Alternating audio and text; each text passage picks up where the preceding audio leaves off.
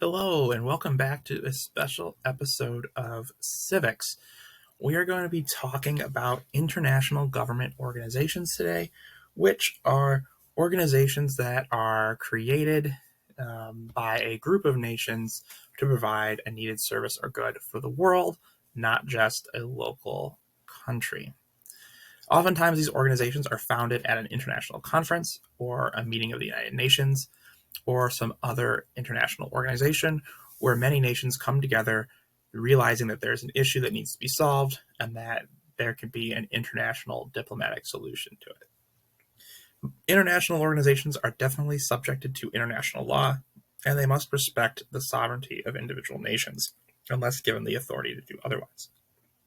So if they're going to affect the sovereignty of a nation, they can only do so if they've been given the authority by the nations that found that organization. So there are some rules and regulations that affect these organizations.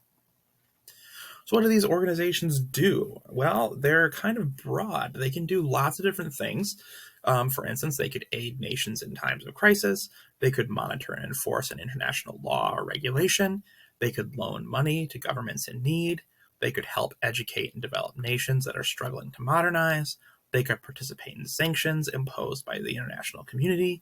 They could raise funds for projects, promote human rights, influence international trade, and a myriad of other things. Those are kind of the big overarching things that they do, but they do all sorts of things for the international community and the countries they serve. So they are kind of wide ranging depending on what their individual charter and service asks them to do. So how are these international organizations made? Well, they are founded via an international treaty or a charter. So that means multiple nations sign onto a treaty or a charter that creates this organization for some sort of purpose. The nations that signed the treaty authorized the creation of this organization and provided the legitimacy and the authority to act in its respective mission. So the more countries that sign on to these organizations, the more power and authority they have. Nations that do not sign these treaties can oftentimes not be aided by the organizations, or in some cases may be shut out of important legal, economic, or social programs meant to assist them. So, for instance, if a country decides, hey, I don't think this organization is necessary, I'm not going to sign on to it, well, then they're going to be missing out on the good that that organization does for all the countries involved.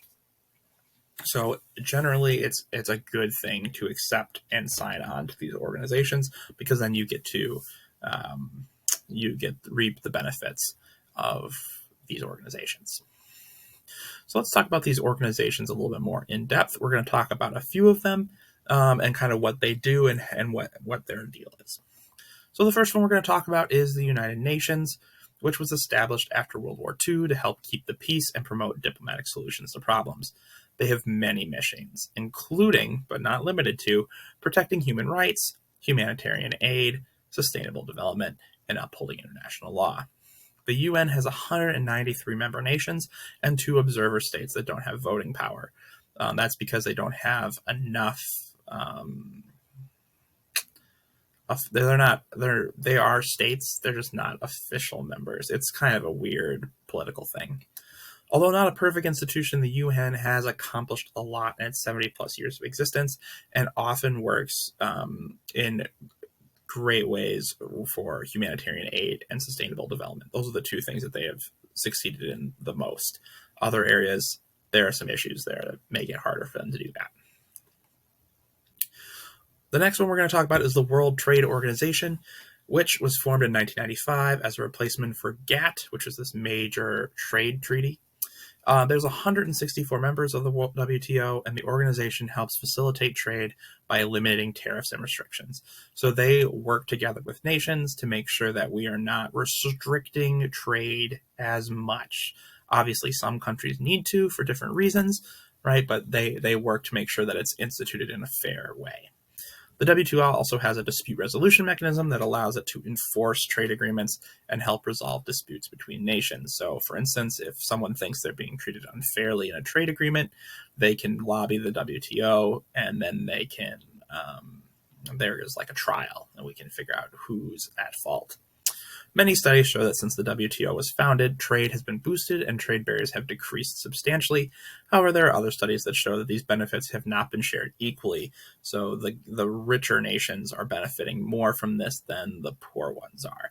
So the World Trade Organization is doing really good at what it was meant to do, but it doesn't mean that everybody is benefiting from it. The International Monetary Fund was founded in 1945, and it has a goal of securing the world financial stability. Basically, they're trying to make sure that we don't have worldwide depressions anymore. There are 190 nations that are a part of the IMF, and the organization works to improve the economies of all of its member states through trade, high employment, exchange rate stability, and making resources available to nations that need them. So basically, it's an international economic advisor. The IMF gets its funds from a quota system where member countries give more depending on their economic strength. So a country like the United States, which has a high GDP, gives more to the IMF than a country like, let's say, Somalia would, that is rather poor and has issues with its economy. So the stronger your economy, the more you give to the IMF. The North Atlantic Treaty Organization is a little bit different than the ones we've talked about before. The last three are international organizations that try to help everyone. The North Atlantic Treaty Organization is a very specific military alliance that was created basically to make a collective bloc against the Soviet Union. Originally, there were 12 members, and more countries have joined, raising the total to 30.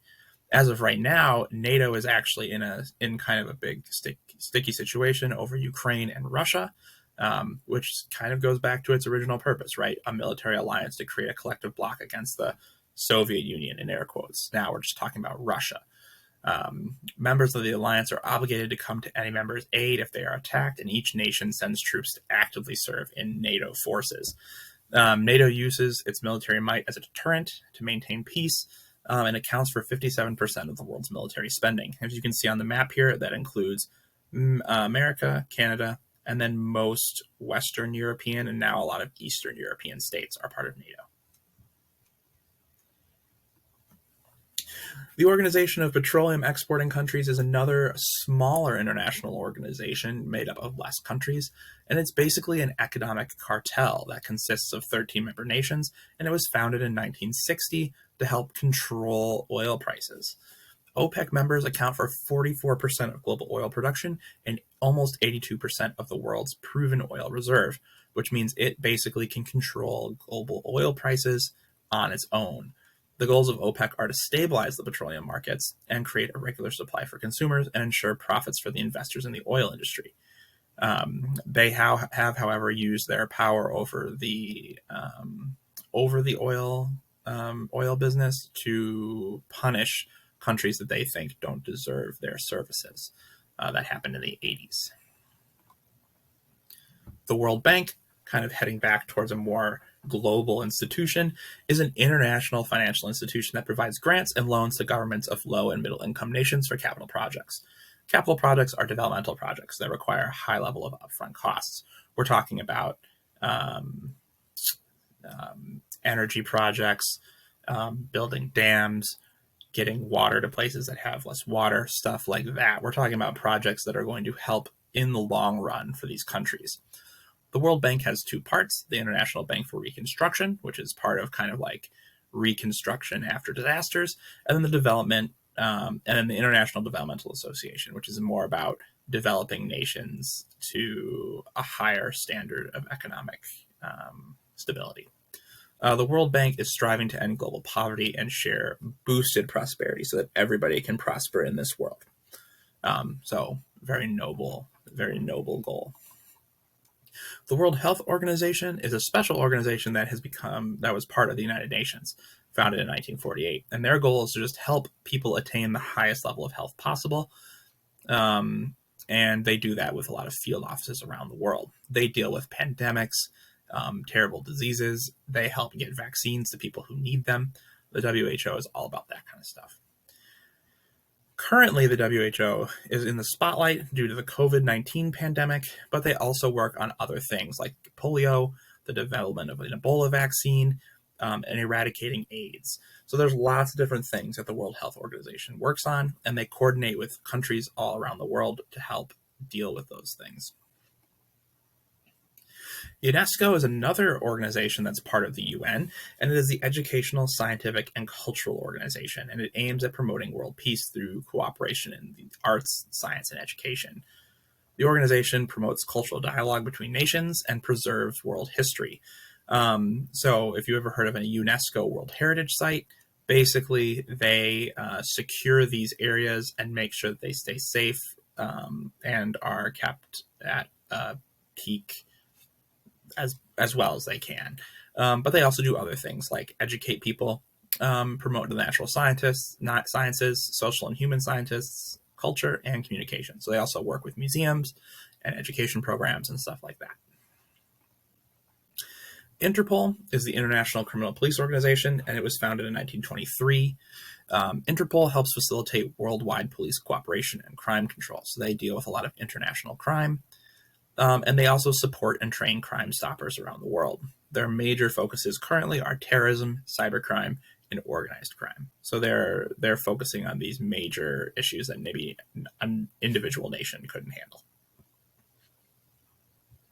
The International Atomic Energy Agency is an important one because it is founded with the point of stopping the spread of nuclear energy and weapons in the world. The organization promotes peaceful use of energy and tries to inhibit its use for military purposes. So they're trying to make sure that nuclear energy is being used smartly and well, and that it's not being used for weapons. The IAEA reports to the UN. It's not part of the UN, and it has 3 major sites across the world in the US, Europe, and Asia, which are the 3 areas where nuclear energy is used the most. The IAEA has spent considerable time recently in Iran trying to stop their nuclear weapons program, and they have a lot of focus on North Korea as well, although they're not actually able to enter the country and investigate. The last organization we're going to talk about, although there are so many, is the International Maritime Organization, which was founded in 1948 with the goal of regulating shipping around the world, something that's really important for the economies of many countries. The IMO develops and enforces a regulatory framework for shipping and makes sure that it's safe for boats and stuff to go where they need to go so that we can get goods around the world. It works on environmental concerns, legal matters, and the technical cooperation as well, so that we have kind of a general understanding of how all these different things work. And the IMO is overseen by the United Nations and a special international committee. So they have some oversight as well. If you're interested in more international organizations, the Library of Congress has an extensive list at this website, or you can just Google search Library of Congress International Organizations, and you can find the list there. And thank you guys so much for watching this special episode of Civics. Subscribe to learn more, and check out our playlist with all of our different videos about government and civic issues. Thanks again for watching, and we can't wait to bring you some more civics in the future. See you later.